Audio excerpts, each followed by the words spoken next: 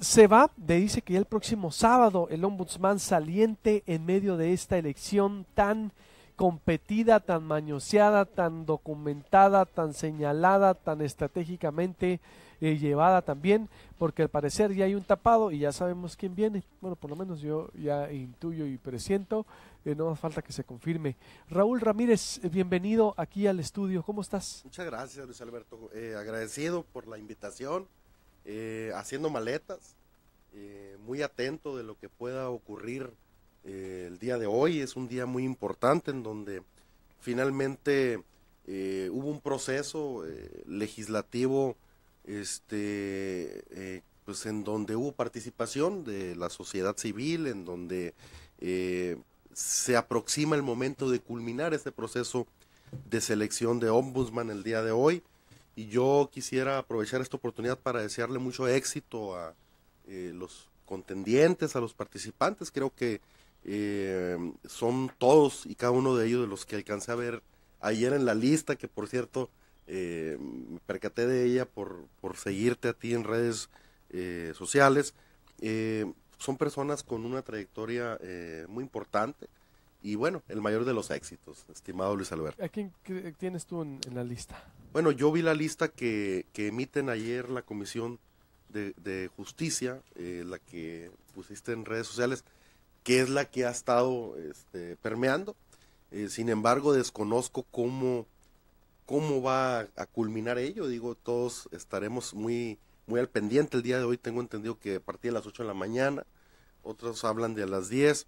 Pero al final de cuentas hoy debe de ser un día muy importante para los derechos humanos en Sonora, y bueno, reiterando siempre el restricto respeto pues a ese proceso. Finalmente no sabemos cuál va a ser el resultado, se especula, existen opiniones encontradas, pero esto es parte de la efervescencia, como en todo proceso. Pero además esto no escapa también de las manos de quienes siempre agarran partido para un lado o para el otro, pero vamos a estar muy atentos. ¿Cómo la deja Raúl Ramírez? Mira, en principio nosotros, ¿cómo la encontramos? La Comisión de Derechos Humanos en Sonora, ¿Cuántos estimado, años duraste? ¿4? 8 años. Ah, 8 años, el 2010 asumimos sí, la presidencia. Qué rápido. Sí, el 2010 hubo una convocatoria, se inscribieron 19, nos inscribimos 19 aspirantes en aquel momento, ganamos por unanimidad. En la reelección igual se dio prácticamente por unanimidad. Somos el único presidente que se ha reelecto, jurídicamente hablando, en toda la historia de la comisión. No es fácil, nuestro trabajo no es un concurso de simpatías, lo hemos vivido en carne propia, lo hemos platicado tú y yo. Mis antecesores no la han tenido fácil tampoco. Cada uno ha hecho una extraordinaria labor, cada uno de ellos han sido objeto también de críticas, pero han aportado algo interesante siempre a la historia de la Comisión Estatal de Derechos Humanos. Y en este sentido puedo decirte pues que encontramos una comisión con muchas fortalezas, pero también con muchas debilidades, como lo encontrará la o el presidente de Derechos Humanos que sea electo el día de hoy. Encontrará muchas fortalezas, pero también muchas debilidades. ¿Por qué? Porque esta profesión, esta encomienda es una encomienda perfectible, es una lucha diaria, una lucha cotidiana, en donde efectivamente tenemos que acostumbrarnos a añorar la abundancia y a administrar la pobreza. ¿Por qué lo digo? Porque las comisiones estatales de derechos humanos, todas, absolutamente todas, la única premisa que está siempre presente es la cuestión de los recursos. ¿Por qué? Porque desafortunadamente en todo el país, pues en el rubro de derechos humanos, la asignación de recursos no es la que uno quisiera, pero en el caso de Sonora estamos por arriba de la tabla nacional. Yo recibí la comisión con un presupuesto de 26 millones de pesos.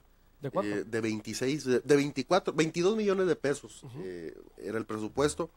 Ha ido incrementando, hemos tenido ese entendimiento y sobre todo ese apoyo. Quebrada? Ha habido varias voces que dejas quebrada la Comisión Estatal de Derechos Humanos. Que se ha comentado eso. ¿Qué es lo que pasa cuando nosotros llegamos? Encontramos una comisión en donde no había ninguna oficina de representación. Es decir, era la única comisión que ocupaba el lugar número 30 con cero cobertura, es decir, solamente estábamos por arriba de Colima. Ahorita ocupamos el primer lugar a nivel nacional, y esto dicho por estudios de la CNDH, en cobertura y en efectividad en cuanto a sus recomendaciones. Es decir, tenemos hoy en día 12 oficinas regionales de derechos humanos en todo el estado. ¿Qué quiere decir esto? Con el mismo presupuesto con el que la recibimos. Nosotros fuimos incrementando. El 90% del presupuesto, estimado Luis Alberto, se va en la parte más importante, que es la parte humana, sueldos y salarios. En el 2010, cuando llegamos, tuvimos la necesidad de hacer cambios importantes, de poder reasignar personal a áreas importantes que no existían. Había en aquel momento esa necesidad, pero con el mismo presupuesto. ¿Qué pasa? Hay litigios laborales, desde luego, eso es algo muy, muy importante que siempre lo tenemos que reconocer, pero nosotros como comisión, ahorita, al día de hoy, quien llegue se dará cuenta que es más ficción lo que se dice sobre nuestra gestión, producto en ocasiones de críticas insanas y producto de ataques, que lo que es la realidad. Entonces, no hay una comisión en quiebra. Para empezar, nosotros no administramos el presupuesto en su totalidad, y eso es algo muy importante. ¿Dejas pasivo? ¿Cuánto dejas pasivo? Ahí te va. El presupuesto a nosotros se nos divide en administraciones quincenales, es decir, jamás se ha administrado un presupuesto total, de tal suerte que vivimos al día. Es decir, si no se hace la administración en una quincena, no pagamos ni sueldos ni pagamos gasto operativo. Ahorita jurídicamente te puedo decir que estamos a la expectativa, estamos esperando cualquier resolución que pueda surgir. No hay deudas importantes, significativas.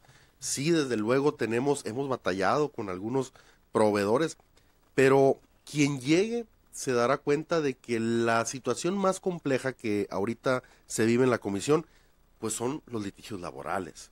Pero de ahí en fuera... ¿Cuánto dejas de pasivo, de deuda? De deuda yo creo que estamos hablando de, personalmente te puedo decir, de entre proveedores y todo esto, no más de 100,000 pesos. 100,000 pesos. Menos, deuda? sí, ¿Poco? claro. ¿Y no los millones que han dicho? No, es totalmente y absolutamente falso. Para empezar, nosotros no podemos adquirir deuda, estamos imposibilitados para ello. ¿De qué son esos 100,000 pesos? Deudores diversos, vaya, proveedores, tinta, tóner, rentas de oficina. Es decir, pero es algo que vamos a tratar de, en estos últimos 2 días que nos quedan, de dejarlo a salvo. Debo decirte que nosotros como comisión tenemos esas dificultades. Yo quiero hacer un reconocimiento, Luis Alberto, porque quienes nos aprueban el presupuesto son nuestros diputados. En los últimos 2 años la situación no ha sido la más favorable para la comisión, es decir, se nos quitaron cerca de 5 millones de lo que ya estaba programado. Es decir, nosotros tenemos una planta laboral, pero en los últimos 2 años hemos prescindido de 5 millones, pero esto es general, es decir, nosotros asumimos esto porque los recursos obviamente empezaron a escasear a nivel nacional y tuvimos que adaptarnos a eso. Y te lo comento por lo siguiente, debo decirte que en ocasiones se batalla para el recurso.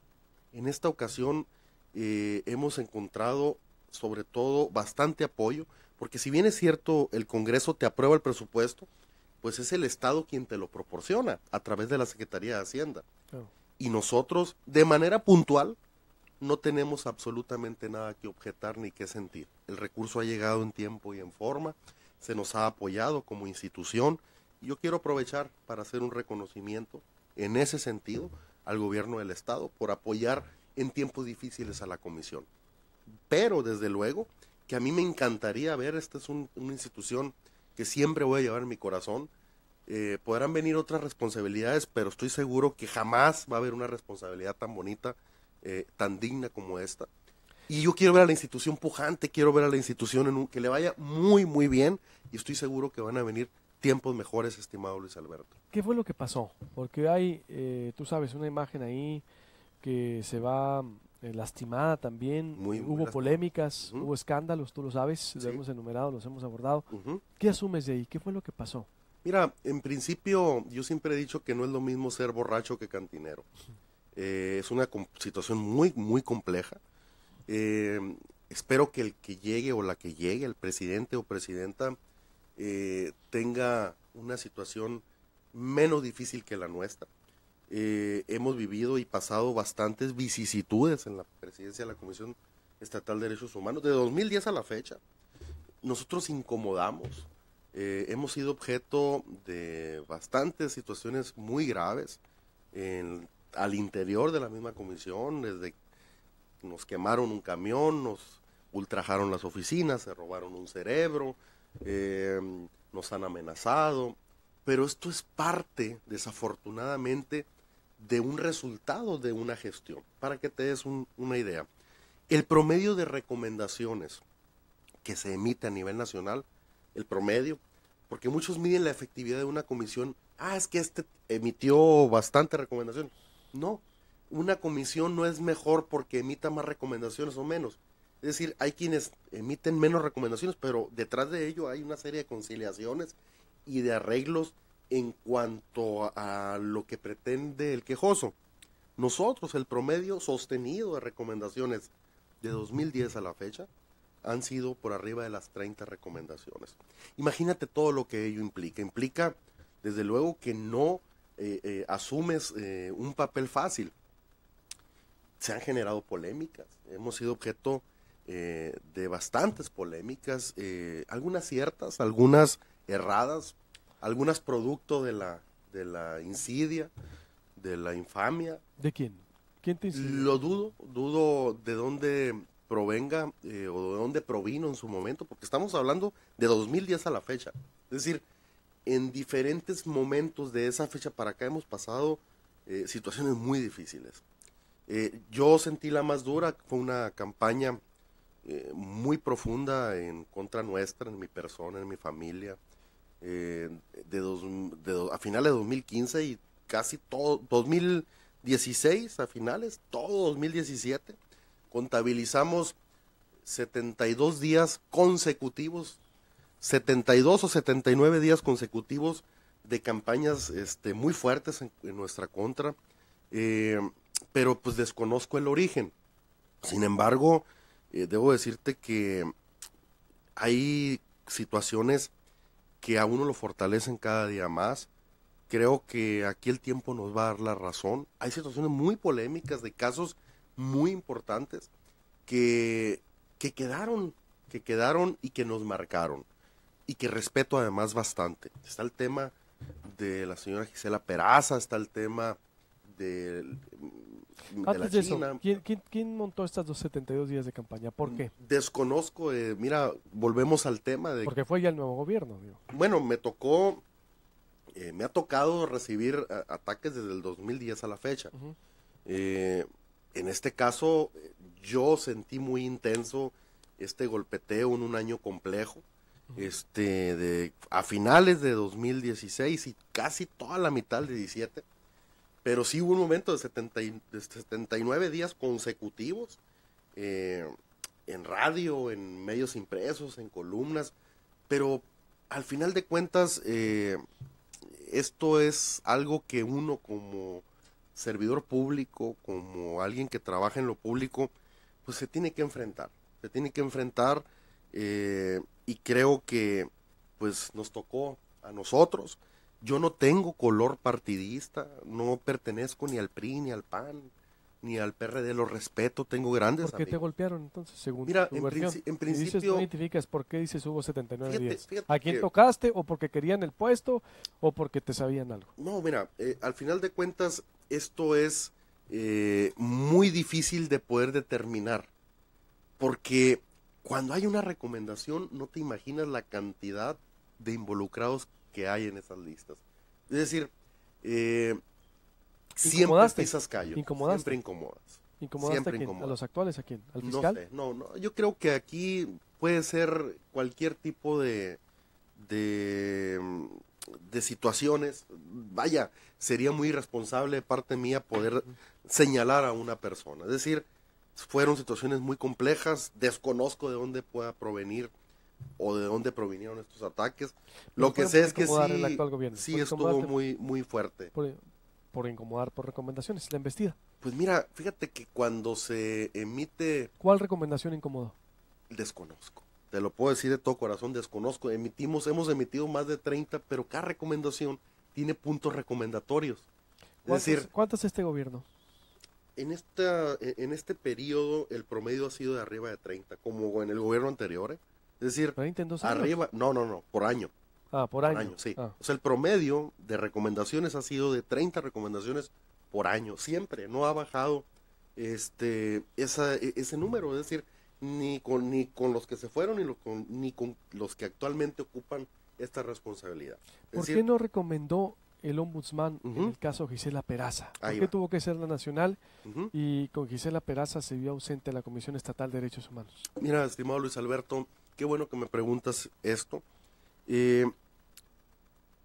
Cuando alguien trabaja en este tema de la promoción y la defensa de los derechos humanos, la normatividad, en nuestro caso la ley 123 que crea la Comisión Estatal de Derechos Humanos y la Constitución Federal, dice que la Comisión Nacional de los Derechos Humanos tiene la gran facultad de atraer cualquier asunto relevante, cualquier asunto que se politice, cualquier asunto que trascienda.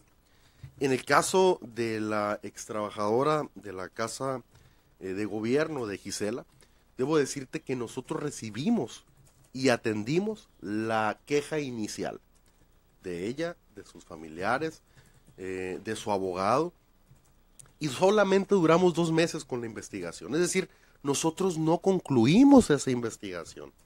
Es decir, nosotros no dijimos que ya estaba cerrado el caso y que todo estaba miel sobre hojuelas. No, el asunto fue atraído por la Comisión Nacional de los Derechos Humanos.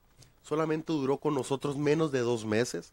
Es decir, la Comisión Nacional de los Derechos Humanos... A los 2 meses lo trajo. Menos. ¿Tú se lo diste o ella te lo pidió? No, la Comisión Nacional lo atrae porque en aquel entonces 7 diputados federales van y presentan la queja y dicen... Los priistas.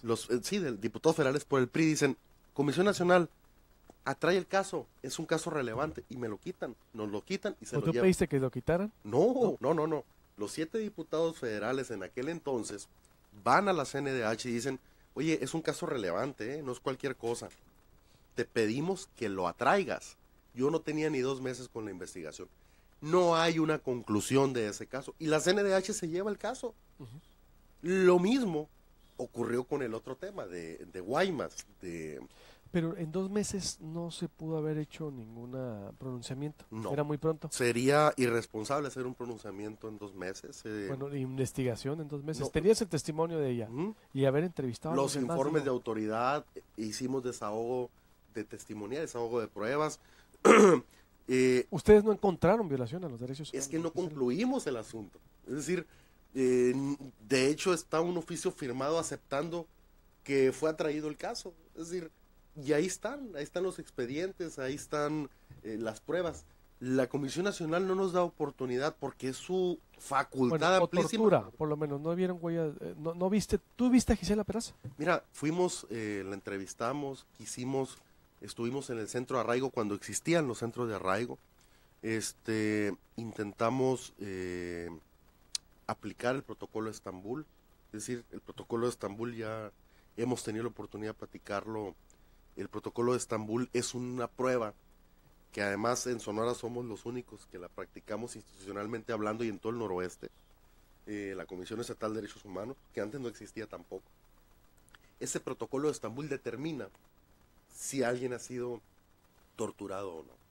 Es decir, cuando no hay huellas físicas, es decir, cuando en las malas prácticas en ocasiones tratan de ocultar las huellas físicas. Avance. Claro, el protocolo de Estambul inmediatamente determina si hubo o no tortura. Nosotros quisimos practicar el protocolo de Estambul y no nos dejó en aquel momento la defensa de Gisela Peraza. El abogado. Así es. No se dejó practicar. Incluso en un programa anterior saqué yo algunas evidencias contigo, fotografías, porque estaba el abogado y lo autorizó. Y también expresé los mismos motivos. En ocasiones, eso no puede prejuzgarse, en ocasiones es estrategia de defensa de los abogados. Eso no quiere decir que esté mal. Yo respeto bastante el trabajo realizado por la defensa de Gisela Peraza. Pero, en nuestro caso, nuestra investigación no duró ni 2 meses. Es decir, lo mismo pasó con el río de Sonora cuando la contaminación. Fuimos los únicos y los primeros y seguimos siendo la única entidad que tiene demandada al Grupo México. Está en PGR en México durmiendo el sueño de los justos, el asunto. Pero en aquel momento agarramos la investigación de oficio, la documentamos y nos lo atrae la Comisión Nacional. Es decir, y además es facultad de la CNDH hacerlo. Es decir, tenemos que convertirnos en coadyuvantes. Teníamos prácticamente el expediente acrecentándolo cuando de repente atracción y lo tenemos que hacer. Tampoco lo pudimos concluir. María Llamas, mejor conocido el tema como la China, también pasó exactamente lo mismo. El médico legista. Entonces, con Gisela Peraza, para cerrar el caso Gisela, no pudiste hacer nada.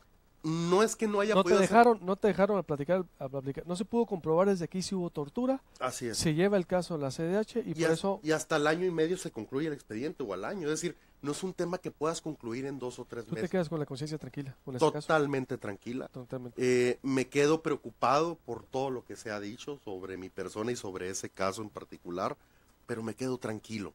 Me quedo tan tranquilo que espero, me quedo preocupado porque se ha especulado mucho que hubo una especie de solapamiento por parte mía, lo cual no fue cierto. El asunto jamás fue concluido por nosotros porque fue atraído por la CNDH. Pero además, se ha especulado en torno a eso, de que nosotros fuimos una especie de comparsa de esa situación. Y respeto mucho ese tipo de críticas, la verdad. Creo que tenemos que ser muy tolerantes los que defendemos. ¿Tú no elegiste al exgobernador?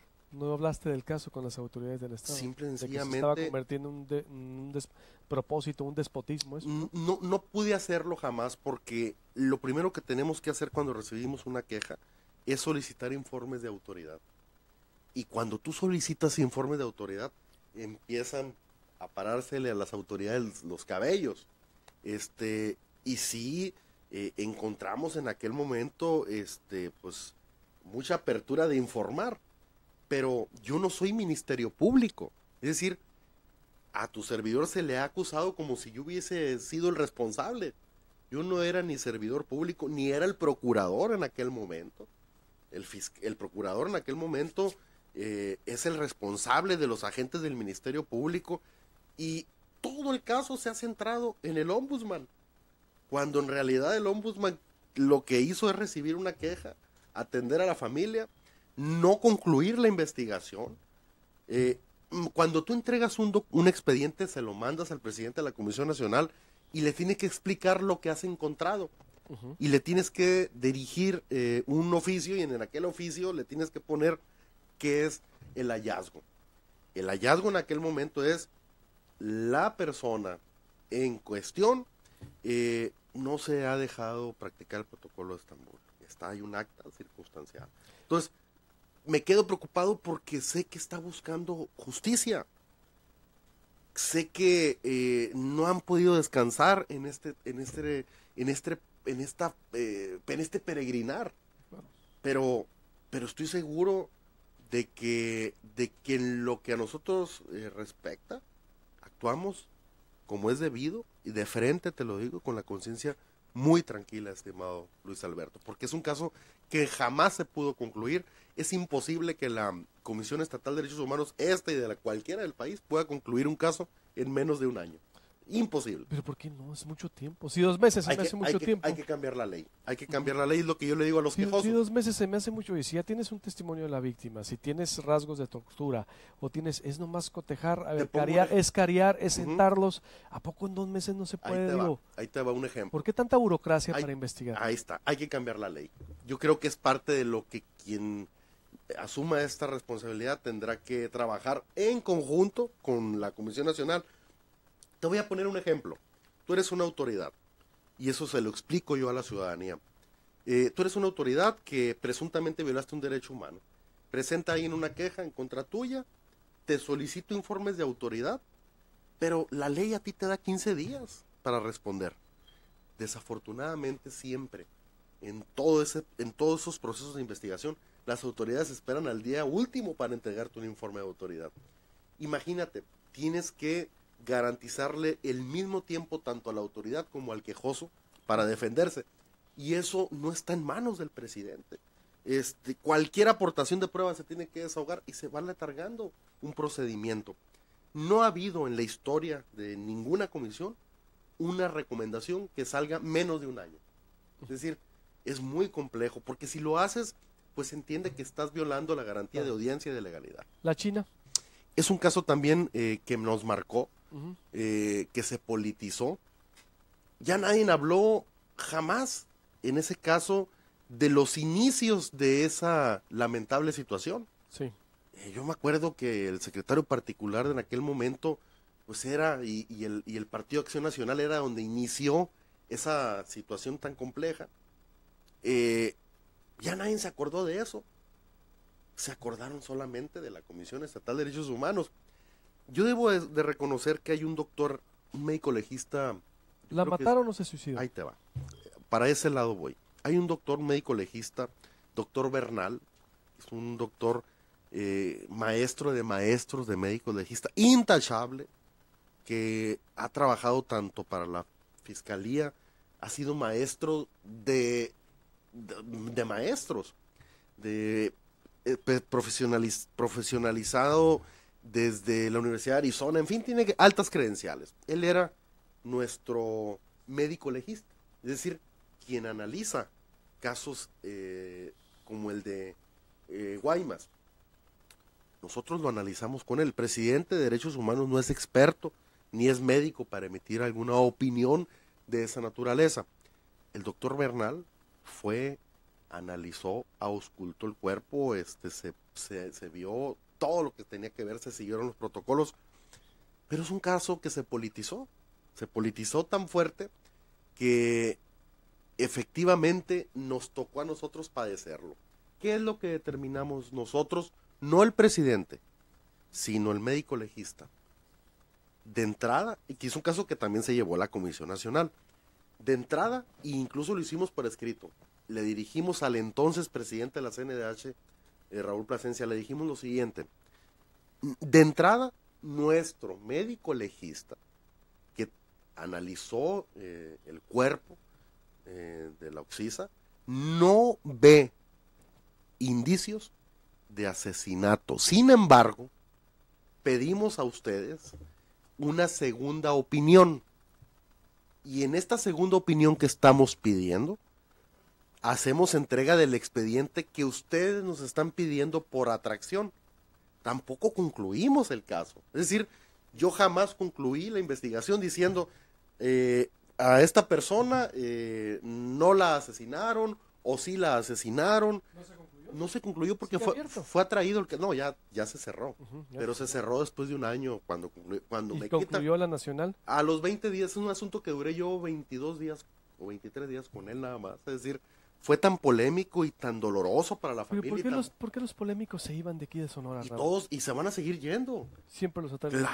Claro, se van a seguir yendo con el que llegue o con la que llegue a presidir la comisión, se van a seguir yendo, estimado Luis Alberto, porque es la naturaleza de la Comisión Nacional. Ahora otra cosa. También no tapó Raúl ahí nada, no tapó. No, absolutamente. Incluso la Comisión Nacional de los Derechos Humanos, al concluir la investigación, al año y 3 meses, después de que fue atraído el expediente, le da la razón a la familia de Guaymas y le hace una recomendación al gobernador en turno, pero jamás me hace una recomendación a mí de mi mal actuar. Y te lo digo, claro, porque la CNDH es la segunda instancia y es la que la gente debe de saberlo además.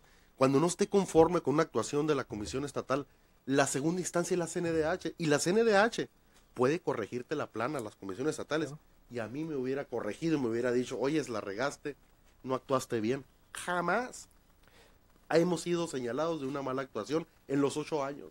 ¿Sientes que va a haber alguna persecución contra ti después de que salgas? Mira, yo es algo que no puedo prever, es algo que lo único que te puedo decir es que nos vamos con la conciencia tranquila, que vamos a estar aquí en Hermosillo. ¿Te vas a amparar? No, de ninguna manera. En este caso, puedo decirlo abiertamente que vamos a estar enfrentando cualquier llamado que se nos haga. No lo descarto, es algo que al final de cuentas tenemos que estar siendo muy respetuosos. Soy abogado, creo en la legalidad, creo en las leyes y creo también en los mecanismos necesarios para poder litigar cualquier controversia. Pero debo decirte que en nuestro caso, pues sabemos estar muy, muy atentos de cualquier situación que se pueda presentar. No descarto el amparo. No descarto cualquier situación que se pueda venir presentar, ¿no? Pero ahorita estamos ya concentrados en concluir nuestra responsabilidad. Concluye el sábado a las 12 y seguramente ahorita a lo mejor ya hay ombudsman o... A ver, podemos ir contactando a Guillermo Frescas, a ver cómo va toda esta situación por allá. Tengo muchos comentarios incrédulos. Por ejemplo, lo atrajo la CNH porque no lo tenía archivado. El caso de la China de Guaymas dijo que se suicidó y la Nacional hizo recomendación. El asunto en contra de Carlos Navarro, ex procurador, la Nacional intervino porque no hizo nada. Que mencione un solo caso en contra de esta administración. Hable el micrófono, está mintiendo, dice Héctor Contreras. ¿Qué dices? Okay. Héctor Contreras es una persona de mucho respeto. Es una persona que fue visitador de la Comisión Estatal de Derechos Humanos. Él más que nada y él más que nadie sabe lo que es padecer una infamia y un ataque. Yo era un estudiante universitario cuando él ya desde entonces era un gran servidor público y era un gran profesionista ya desde aquella época del derecho. Una persona que respeto. Y que también fui testigo de cómo en aquel momento fue el objeto de bastantes ataques. Y no por ello hay que tomar una postura creyendo en aquel momento que él era culpable. De tal suerte que él tendrá sus motivos para decir por qué estoy mintiendo. Pero seguramente él como buen abogado, si sabe que estamos mintiendo, pues que presente las pruebas. Pero yo creo que para él nuestro más sincero reconocimiento y respeto porque es un gran abogado. Además, creo que hubiese sido un excelente candidato a presidir la Comisión Estatal de Derechos Humanos. ¿Tú le otorgaste licencia a Andrés Montoya? Le otorgamos una licencia al licenciado Montoya. ¿Lo impulsas tú? No, yo he estado muy apartado del proceso. La verdad, es lo menos que puede hacer uno.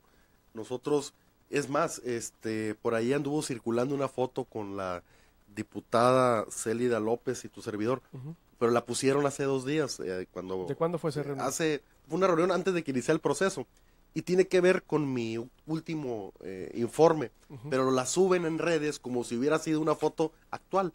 Hasta en eso hemos tenido cuidado, de estar siendo muy respetuosos. En la Comisión Estatal de Derechos Humanos, pues hay gentes que aspiran, entre ellos el licenciado Andrés Montoya. Yo no impulso absolutamente a nadie, no tengo la fuerza política para hacerlo, pero tampoco no tengo la capacidad jurídica para ello, porque tiene que ser un tema del Congreso del Estado. Tengo muchos más comentarios, pero a ver, Guillermo, ¿ya hay ombudsman o apenas va a iniciar la sesión? Luis Alberto, apenas está iniciando la sesión, se acaba de instalar el primer periodo ordinario de esta legislatura y está la diputada Célida López, presidenta de la Comisión de Justicia y Derechos Humanos, leyendo el punto de acuerdo. Está haciendo un recuento de todo el proceso, de cómo se emitió la convocatoria, quiénes se registraron, quiénes fueron rechazados en una primera instancia, quiénes pasaron a la etapa de entrevistas de los aspirantes a la Comisión Estatal de Derechos Humanos, y está en ese punto leyendo todavía el acuerdo que se tomó ayer. Yo creo que en unos minutos más estará sometiendo a votación el listado que se dio a conocer ayer de los aspirantes que lograron pasar a la etapa final para seleccionar al próximo presidente de la Comisión Estatal de Derechos Humanos. Bien, todo bien, no, entonces, Hasta el momento se tardó, la sesión estaba programada para las 8 a.m. y inició más o menos como a las 8:30, es decir, todavía por la mañana estuvieron las negociaciones a todo lo que daba, a puerta cerrada, ¿no? No, ¿de quién se dice? ¿Quién va? Hasta el momento no hay nada claro. Encabezaba la lista ayer Pedro Gabriel González Avilés. En segundo lugar venía Guillermo Noriega y en tercer lugar me parece que estaba Andrés Montoya. Esos eran los que encabezaban la lista el día de ayer, aunque la diputada Lina Acosta pidió que se reordenara la lista por orden alfabético. No sabemos si vaya a ser el orden como se va a presentar. Lo que sí se dijo fue que el primero que obtenga las 2/3 partes de la votación, es decir, 22 votos a favor, sería nominado y no se votaría a los demás de la lista. Eso es lo que se hay hasta el momento. Bien, gracias, Memo.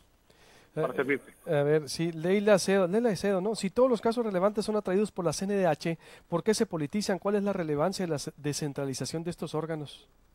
Bien. O sea, que estos órganos autónomos. Sí, ¿no? claro. Mira, también PGR hace lo mismo, ¿eh? Es decir, cuando hay un asunto que es del fuero común, que está en la fiscalía, puede ser atraído también por PGR. Es decir, es algo que está en la ley de atraer asuntos relevantes. Nuestra Constitución, nuestro federalismo lo permite y nuestras estructuras lo permiten. Coincido con ella en cuanto a la duda, es decir, ¿por qué no dejarlo en manos nuestras? Es un tema que en caso de las fiscalías o en caso de las comisiones estatales, hasta en ocasiones, pues nos da como, pues nos quedamos en ocasiones impotentes por no quedarnos con los casos, por no quedarnos con las investigaciones. Por ejemplo, si alguien presenta una queja con nosotros, con una sola autoridad federal que esté involucrada, aunque 10 autoridades sean estatales, las presuntas violadoras de derechos humanos, pero con una autoridad que el quejoso mencione que es federal, el asunto lo tenemos que mandar a la CNDH. Así de fácil y así de difícil. Después de una buena gestión, José Duarte, mis deseos de éxito en cualquiera que sea su próxima visión a mi amigo. Muchas gracias, gracias dice por el acá. comentario. Horacio Iraiza, disculpa, eso es un discurso fallido después de 8 años, es parte del lastre de 2 gobernadores que no quisieron cambiarlo por comodidad.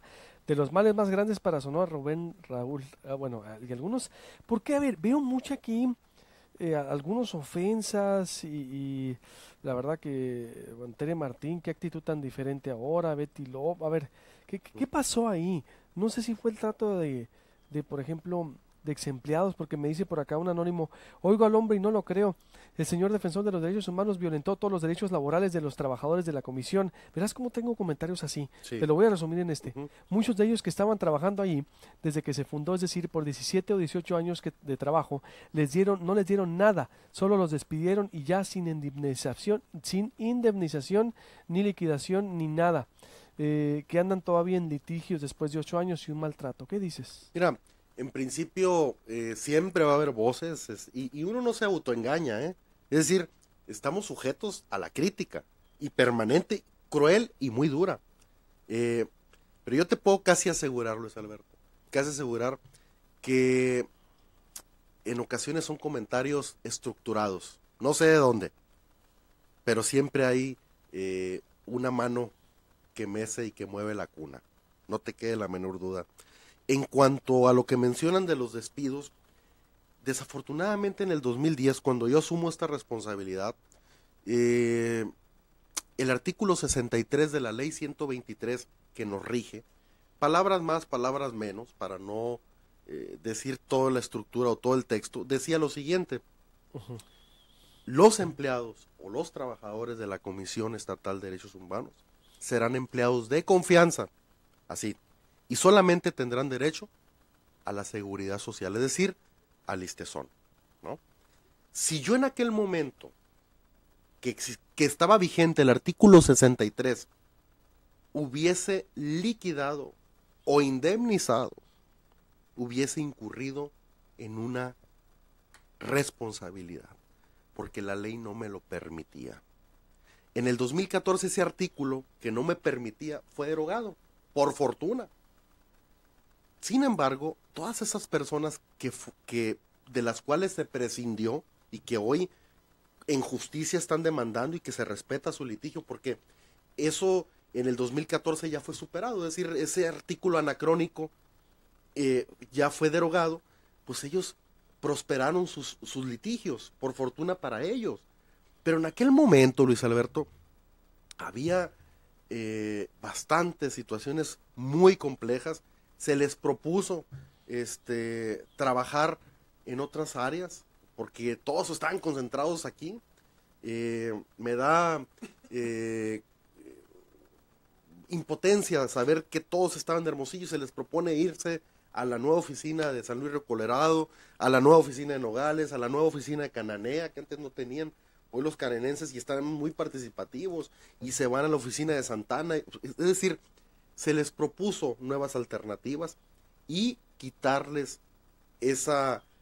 había un gran bono, una gran compensación que no formaba parte del sueldo, en donde pues ellos no aceptaron una nueva realidad de una nueva administración, con ese mismo recurso que nos ahorramos de pago de asesores que había, incluso periodistas, y no voy a decir nombres, como asesores. Yo no tuve jamás un asesor, no vas a ver a que a alguien yo le haya pagado como asesor, porque para eso está el personal.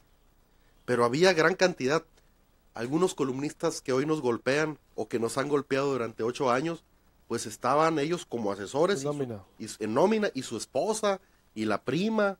Entonces, hay que decirlo.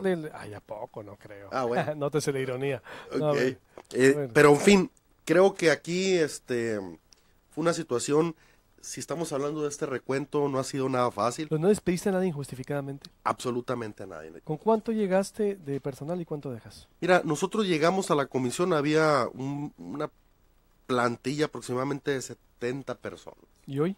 Hoy se quedan 105 personas, tomando en consideración que hay 12 oficinas regionales, o sea, 12 oficinas regionales más en todo el estado que antes no existía. ¿Por qué llegaste bajándote el sueldo y después lo subiste? No lo subí.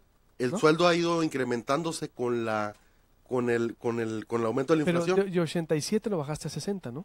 No, es decir, ganaba más el anterior presidente y quedó. ¿Cuánto ganaba el anterior presidente? Nosotros lo bajamos con un 25 o 30%. Uh-huh. Ganaba arriba con todo impuestos y todo, arriba de 105 mil pesos. En aquel momento, en el 2010. ¿Y lo bajaste? Se bajó a 80 a lo que está 80 lo bajamos a 80 o a 78 y ha ido incrementando. Ahorita está pero ahorita está en 94, ¿que no? 93. No. Está, está en 87. Pero es un sueldo que el presidente no puso, ojo, Uh-huh. Es un sueldo que ya estaba, que fue aprobado por un consejo. Y ese sueldo, debo decirte, que es el que menos de los organismos autónomos, la Comisión Estatal de Derechos Humanos, es el que menos gana. Estamos a la par del ISTAI. Todos los demás organismos autónomos que tú analices están por arriba de los 100 mil pesos, el sueldo de su titular. Nosotros solamente lo hemos incrementado con la inflación. Y eso es algo que está bien documentado. Y ahora, todo este que muy politizada la CDH, que hay gente Padres, que hay gente López Caballero, hay gente del PRI, también es cierto. Mira, hay de todo. Todos los grupos. Por eso, y te voy a comentar lo siguiente. No, adelante. Te voy a comentar lo siguiente. A propósito del caso de Miguel Ángel Tapia, él, en lo personal, y no lo conozco, nunca he tratado con él, conozco su trayectoria, se me hizo injusto el trato que se le dio. Es decir, ahí es un trato que se habla en donde se está discriminando. ¿Por qué? Porque efectivamente lo están dejando marcado por algo que pasó anteriormente y en donde no se tomó en cuenta su trayectoria. Ojo, repito, estoy siendo muy ecuánime. Sí, claro. Bueno, si lo vas a descartar, descártalo por otros motivos. Pues no es una estrategia, a estas alturas, no es una estrategia, digo. Bueno, trueno la bomba para yo estoy poniendo, no fuimos tan, digo. Sí, yo estoy poniendo un ejemplo para poder ilustrar mi respuesta. Es decir, lo pongo como ejemplo a él, que se le señaló como compadre, lo que tú quieras, pero lo mismo nos pasó a nosotros. Por ejemplo, se habla de un Luis Neblina, que es el secretario general, que le toca ser hermano de un diputado federal, pero que empezó el proyecto conmigo desde el 2008, que estaba en las reuniones de trabajo. Ni siquiera su hermano era funcionario ni servidor. ¿El tío de Padres? Ahí te va. Él fue delegado de Bancomex durante 20 años, propuesto por administraciones priistas. Jamás participó en el gobierno. Es más, él tenía su propia carrera. Él sale, es el delegado que más ha durado federal de Bancomex, duró más de 20 años, sí, ratificado por gobiernos federales y por gobiernos priistas, que no tiene nada que ver en la anterior administración. Está como un comunicador que voy a reservarme, pero tiene el apellido Padres, ¿no? Y es un gran comunicador que yo admiro mucho. No tiene no participó en el gobierno, no trabajó jamás en el gobierno, lleva el apellido, pero son personas con un extraordinario conocimiento que me han ayudado bastante. Ahora, ¿por qué solamente hablar de ellos? Si cuando yo entro en el 2010 me rodeé de gente también que se les relacionaba con el PRI, y eso es algo que aquí en esta mesa se ha mencionado, es decir, se han enfocado solamente en esas dos personas, pero no han mencionado, ni nadie ha mencionado a otras grandes personas muy valiosas que tienen vínculos con otros. ¿Por ejemplo? Por ejemplo, te puedo decir el hijo de de Pancho Bojorquez, Jorge Bojorquez, y tú lo conoces. Jorge. Sí, él es mi visitador general desde el 2010. Es del PRI, ¿quién más? Odrasir Espinosa era mi director jurídico cuando yo asumo esta responsabilidad. Otro del PRI, ¿quién más? Alejandro Valenzuela, hijo de Horacio Valenzuela. Otro del PRI, ¿quién más?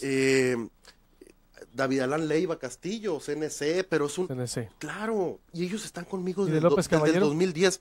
De López Caballero no conozco a ninguno. Si alguien me puede ilustrar, yo le puedo afirmar o negar, porque no recuerdo sinceramente. Pero si alguien en la red social lo menciona, yo ¿alguien más? lo puedo mencionar. No, bueno, y así te puedes ir yendo. Hay de todos los grupos. No, pero no es que sean de todos los grupos.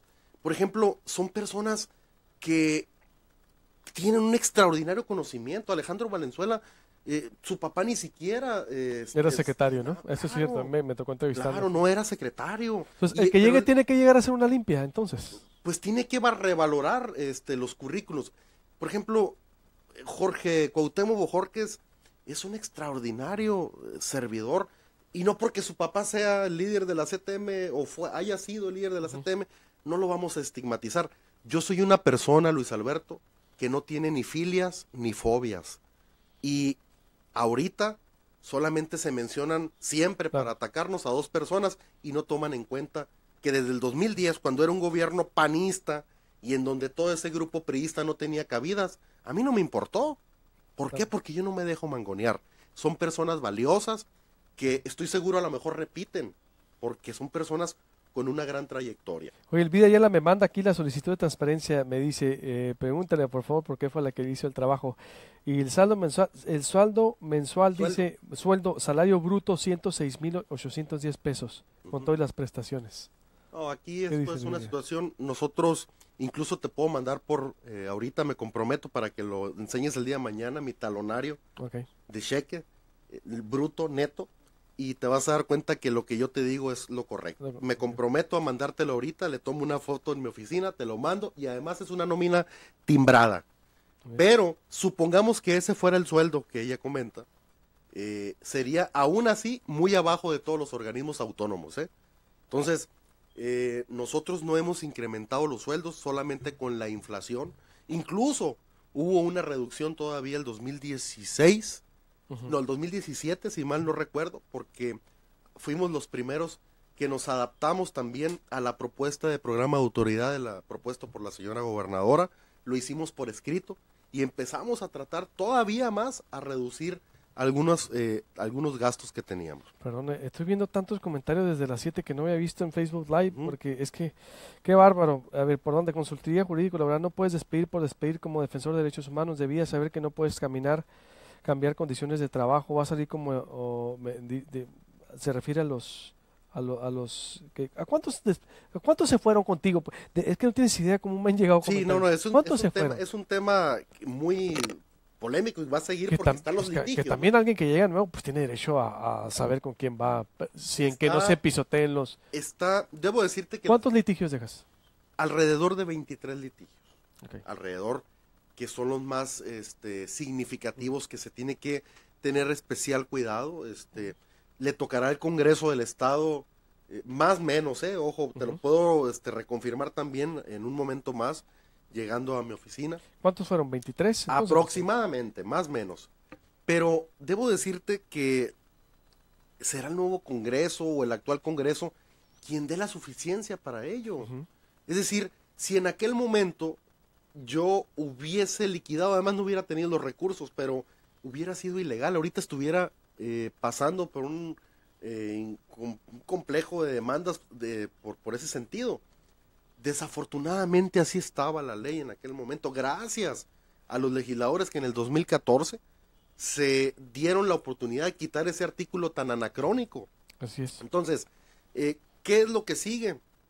Yo espero que el próximo ombudsman, y estoy seguro que así lo va a hacer, tenga la capacidad y sobre todo el entendimiento de la otra parte, que es el Poder Legislativo, para que le den suficiencia presupuestal. ¿Cuánto Entonces, presupuesto maneja la comisión? Porque no te lo incrementaron, ¿no? ¿30 qué? No, nos lo dejaron en 36, pero hemos llegado a tener hasta 44, 45. Entonces, con esta plantilla. Pero aún así hemos obtenido apoyo con recurso extraordinario por parte del gobierno del Estado. Eso hay que reconocerse, Luis Alberto. Y nosotros, gracias a ese apoyo, hemos podido subsistir. No hay deudas ni en la quiebra. Lo único que sí existe latente es que están esos litigios y que se tiene que llegar ¿Los litigios por qué fueron? a una negociación. Los litigios laborales. Es decir, dicen la CDH está en la quiebra. Es que jamás hemos tenido abundancia. Es decir, si, por ejemplo, y lo dije ahorita, si a ti te dan 20 millones de pesos al año, no te los dan completos. La única entidad que tiene autonomía presupuestal plena es la CNDH. A la CNDH, a la Comisión Nacional de los Derechos Humanos, sí le dan todo el dinero, todo el presupuesto, de un solo jalón. Pero a las comisiones estatales, y se entiende porque los recursos de los estados también están castigados, nos dan cada quincena. Debo decirte que en esta administración jamás hemos batallado por un solo día. Es decir, mi más sincero reconocimiento también a la Secretaría de Hacienda, al señor secretario de Hacienda.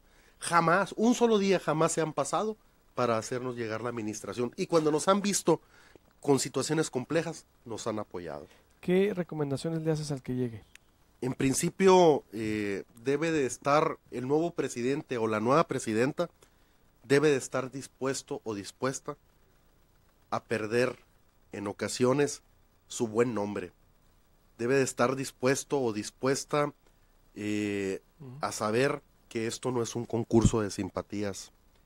Debe de estar dispuesto o dispuesta a entender de que los derechos humanos, su defensa y su promoción cuestan bastante hacerlo, porque al final del día nuestro trabajo es estar señalando los abusos del poder.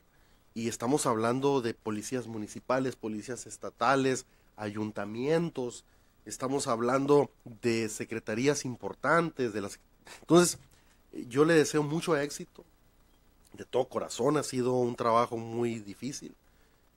Yo coloquialmente ahorita puse el ejemplo del cantinero, pero es la realidad. Cuando se esté sentado ahí, tendrá nuevos retos y yo voy a estar siempre atento para poderme sumar en los momentos en que sea requerido, porque al final de cuentas nuestro trabajo es de paso. Este trabajo es de mentiritas, en el sentido de que tenemos que acostumbrarnos a entender que son ciclos, y los ciclos inician y terminan. En mi caso termina de una forma muy compleja, muy difícil. 8 años no son fáciles. El promedio de reelección de mis colegas, el promedio, solamente el 20% se reelige a nivel nacional. ¿Cuál es tu autocrítica? ¿Qué faltó? Mira, Una autocrítica, te puedo hacer varias de mi persona. En principio, implementar la nueva reforma en materia de derechos humanos, que eso es un gran reto que tiene el nuevo ombudsman, ya tenemos facultad en materia laboral. Es decir, tenemos que crear una visitaduría para ver todos los asuntos laborales desde el 2011. Debo decirte que prácticamente ninguna comisión estatal lo hemos hecho porque ello implica mucho recurso económico. Necesitamos mínimo obtener mayores recursos para crear la visitaduría en asuntos laborales. Es una autocrítica que no logré hacerlo. Otra autocrítica, no logramos, a pesar de que emitimos una recomendación general dirigida a los 72 municipios, en esa recomendación general se recomendaba, vaya la redundancia, a los alcaldes a crear en sus cabildos la Comisión de Derechos Humanos, así como existe una Comisión de Honor y Justicia en el cabildo, así como existe una Comisión de Seguridad en el cabildo. Recomendamos, somos uno de los pocos estados en cuyos municipios no hay comisión en los cabildos de derechos humanos y es sumamente importante. En fin, dejo bastantes tareas pendientes. Me hubiera gustado ser un mayor y extraordinario gestor de recursos. No se puede cargar todo al Estado, ni se puede cargar todo al Poder Legislativo. Logramos en el 2014 que la Comisión Estatal de Derechos Humanos, con una reforma que se hizo, en principio quitar ese artículo anacrónico que lastimaba los derechos laborales de los trabajadores, se derogó, pero además logramos que la comisión no solamente dependa de los recursos que le asigne el Estado, la comisión ya puede cobrar multas porque una autoridad no le responde en tiempo y en forma, ya puede acceder a recursos internacionales, antes no podía. Esa parte me faltó, Luis Alberto, poderla cuadrar bien. Es algo que puede explotar bastante bien el próximo ombudsman y así quitarle la carga que el Estado tiene, toda esa carga de poder brindarle un presupuesto a la Comisión de Derechos Humanos. En fin, hay temas pendientes. ¿Cuánto suman los laudos? Me faltó... Suman? Que me dicen que están firmes por acá. ¿Cuánto suman? En recursos desconozco la cifra exacta, pero también te la puedo dar y por transparencia y por todo. Es cuestión de el día de mañana, viernes, yo me habré de reunir con mi abogado para poder hacerle entrega a la nueva presidenta o presidente de Derechos Humanos la suma total de los laudos. No tengo ahorita, pero te lo hago llevar con mucho gusto, estimado Luis Alberto. Mucho éxito, Raúl. Muchas gracias, mi querido amigo. Gracias por esta oportunidad tan valiosa y le deseo el mayor de los éxitos de todo corazón al nuevo presidente, a la nueva presidenta que llegue en unos momentos más a la Comisión Estatal de Derechos Humanos. Te sigo deseando el mayor de los éxitos. Hoy por hoy, y lo digo sin lugar a dudas, de frente, la voz más imparcial en los micrófonos de este estado. Gracias. Gracias, estimado. Te agradezco mucho y te deseo todo el éxito también. Gracias, estimado Luis Alberto. Bendiciones para ti. Voy con corte o voy directo. Deportes.